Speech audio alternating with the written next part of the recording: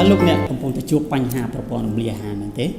ដែលអាការៈកំពុងតែធ្វើទុក្ខសាច់ចុកឆ្អល់ថប់ណែនក្តៅកាហាយក្នុងពុះឈឺក្បាលវិលមុខញឹកញាប់បាទភាសាចង់គួតចង្អុលឬក៏កំពុងតែជួបបញ្ហាពិបាកបត់ជើងចំណុចទាំងអស់ដោយសារកត្តាជាច្រើនក៏ប៉ុន្តែខ្ញុំចង់លើកយកតែ3ចំណុចសំខាន់ចំណុចទី1គឺដោយសារតែទទួលទានរបបអាហារមិនសូវល្អដែលនាំឲ្យមានបញ្ហាទៅនឹងសុខភាពឬក៏ទទួលទានអាហារមិនទៀងទាត់ទៅនឹងពេលវេលា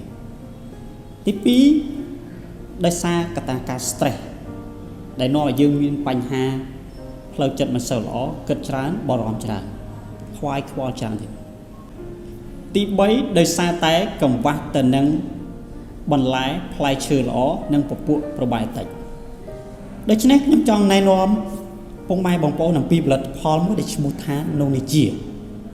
ដែលសម្បូរទៅដោយសារធាតុចិញ្ចឹមនិងពពួកវីតាមីនជាច្រើនដូចជាវីតាមីន A វីតាមីន B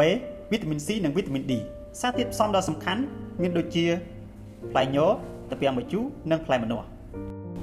ហើយមាន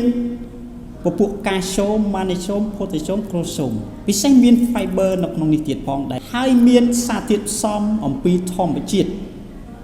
ដែលនាំឲ្យសុខភាពយើងល្អប្រសើរបានច្រើនអត្ថប្រយោជន៍ទាំងនេះហើយដែលវាធ្វើឲ្យសុខភាពនិងប្រព័ន្ធរំលាយអាហាររបស់យើងល្អប្រសើរប្រសិនជាលោកអ្នកចង់ឲ្យសុខភាពនិងប្រព័ន្ធរំលាយអាហារល្អប្រសើរអាច inbox ឬក៏ call តាមរយៈលេខទូរស័ព្ទខ្ញុំបាទនឹងប្រឹក្សាជូនលោកអ្នក